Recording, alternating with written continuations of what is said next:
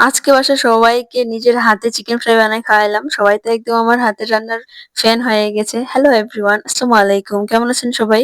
আলহামদুলিল্লাহ, আমি অনেক ভালো আছি। আজকে একটা রেসিপি নিয়ে আসলাম আপনাদের সবার জন্য। আশা করছি পুরো ভিডিওটাই দেখবেন। এখানে আমি চিকেন ফ্রাই করব। তো চিকেন ফ্রাই এর জন্য চিকেনগুলো একদম ভালোভাবে এখানে ধুয়ে আমি নিয়ে নিয়েছি। তারপরে এখানে ১ চামচ আদা বাটা, ১ চামচ রসুন বাটা আর গোলমরিচের গুঁড়া দিয়ে দিচ্ছি 1/2 চামচ। তারপরে এখানে লেবুর রস দিয়ে দিব আমি। এটা কিন্তু আবার কেউ কমলা ভাবিয়েন না, এটা কিন্তু হচ্ছে লেবু।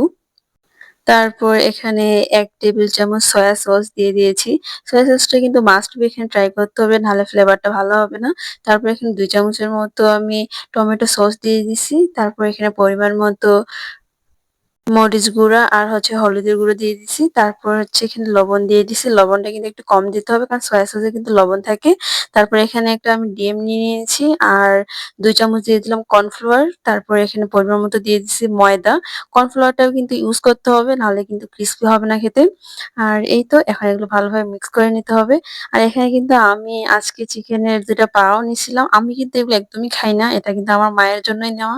কারণ আমার মা এটার পাগুলা খেতে খুব পছন্দ করে। আমার মতো কে, কে আছো তোমরা যে চিকেনের পা খাও না? অবশ্যই কিন্তু কমেন্ট করে জানাবা। আর তারপরে এই যে এগুলা এখানে ভেজে নিব, একদম ডুবো তেলে ভাজতে হবে, তাহলেই কিন্তু বেশি ভালো হবে খেতে। আর এখানে আমার কিন্তু ভয় লাগে খুবই, আমি দিতে পারি না। তাই আমার আম্মার দ্বারা এখানে আমি দিয়ে নিছিলাম চিকেনগুলো। তারপরে এগুলা এখন এভাবে উল্টে দিতে হবে। তবে আপনারা চাইলে কিন্তু কম তেলেও এটা ভাজতে পারেন। তবে আমার পার্সোনাল মতামত যে এটা হচ্ছে ডুবো তেলে ভাজলে বেশি টেস্টি হয় খেতে, একদম রেস্টুরেন্টের মতো হবে। আর এই যে তারপর দেখলাম যেগুলো হয়ে গেছে, তাই আমি এগুলো তুলে নিচ্ছিলাম। এটা কিন্তু অনেক বেশি লোভনীয় হয়েছে দেখতে, আপনারা তো দেখতেই পাচ্ছেন। কেমন লাগলো অবশ্যই কিন্তু কমেন্ট করে জানাবেন। আর আমার কিন্তু এগুলো খাইতে খুব ভালো লাগে, মানে যেকোনো চাইনিজ খাবার কিন্তু আমার খুব বেশি পছন্দ।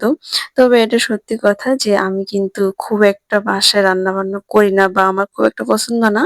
তবে কিছু, কিছু এরকম চাইনিজ রান্না করতে বা মাঝে, মাঝে ট্রাই করতে ভালোই লাগে। আর এই যে আমার এগুলো হয়ে গেছে। এক, এক করে এগুলো সবগুলোই আমি তুলে নিলাম এখানে।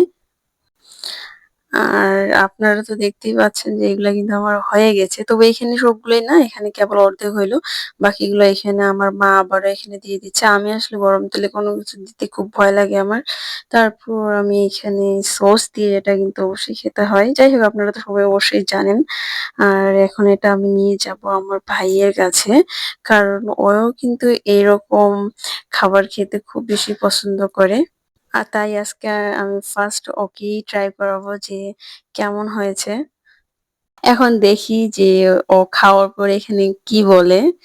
আর ওর এক্সপ্রেশনটা কিন্তু জোস ছিল, যেটা আপনারা প্রথমে দেখেই নিছেন। আর এই যে মানে ও খাওয়ার পরে বলতেছে যে, "আপু এটা এত সুন্দর হইছে, বোঝাই যাচ্ছে না যে বাসার তৈরি নাকি বাইরে থেকে আনা হইছে।" তারপর এখানে আমিও খেতে বসে গেছি, কারণ আমারও আর লোভ সামাল হচ্ছিল না। বাকিগুলো আম্মাকে ভাজতে দিছি ওইখানে।